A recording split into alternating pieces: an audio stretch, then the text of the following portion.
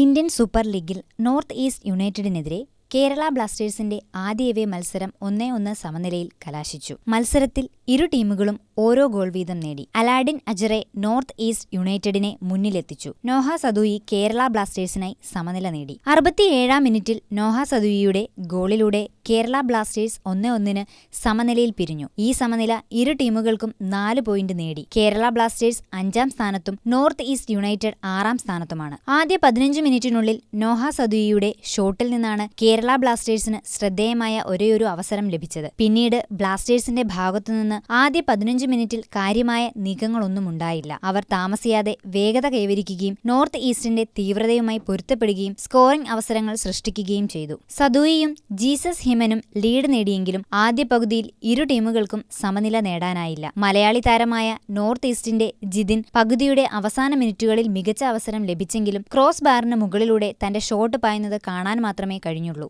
സച്ചിൻ സുരേഷിന്റെ നിർണായക സേവുകൾ ആദ്യ പകുതിയിൽ ബ്ലാസ്റ്റേഴ്സിനെ പിടിച്ചു നിർത്തി. രണ്ടാം പകുതിയുടെ തുടക്കത്തിൽ ക്വാമി പെപ്രയെ ബ്ലാസ്റ്റേഴ്സ് കളത്തിലിറക്കി. 61-ാം മിനിറ്റിൽ നോർത്ത് ഈസ്റ്റ് ലീഡ് നേടി. ബ്ലാസ്റ്റേഴ്സിന്റെ പ്രതിരോധത്തിൽ ശക്തമായ ഒരു ഷോട്ട് അജാറെ അഴിച്ചുവിട്ടെങ്കിലും ഗോൾ കീപ്പർ സച്ചിൻ സുരേഷ് അത് മറച്ചുവെച്ചു. എന്നിരുന്നാലും ഞെട്ടിപ്പിക്കുന്ന സംഭവ വികാസങ്ങളിൽ പന്ത് സച്ചിന്റെ കൈകളിലൂടെ വഴുതി കാലുകൾക്കിടയിലൂടെ ഒഴുകുകയും ഗോൾ ലൈൻ മുറിച്ചു കടക്കുകയും ചെയ്തു. സ്കോർ ബോർഡ് 1-0 നോർത്ത് ഈസ്റ്റിന് അനുകൂലമായിരുന്നുവെങ്കിലും ബ്ലാസ്റ്റേഴ്സിന്റെ മുന്നേറ്റ നിര ഉടൻ തന്നെ സമനില നേടാനുള്ള ശ്രമം ആരംഭിച്ചു. 66-ാം മിനിറ്റിൽ മൊറോക്കൻ വിങ്ങർ ബോക്സിന് പുറത്തുനിന്ന് അതിശയകരമായ ഇടത് കാൽ സ്ട്രൈക്ക് അഴിച്ചുവിട്ടതോടെ നോർത്ത് ഈസ്റ്റ് ഗോൾ കീപ്പർക്ക് പ്രതികരിക്കാൻ അവസരം ലഭിച്ചില്ല. 71-ാം മിനിറ്റിൽ ഓഫ്സൈഡ് ഫ്ലാഗ് വഴി നോർത്ത് ഈസ്റ്റിന്റെ ഗോൾ മായ്ച്ചു കളഞ്ഞതോടെ 1-1 സമനിലയിൽ പിരിഞ്ഞു.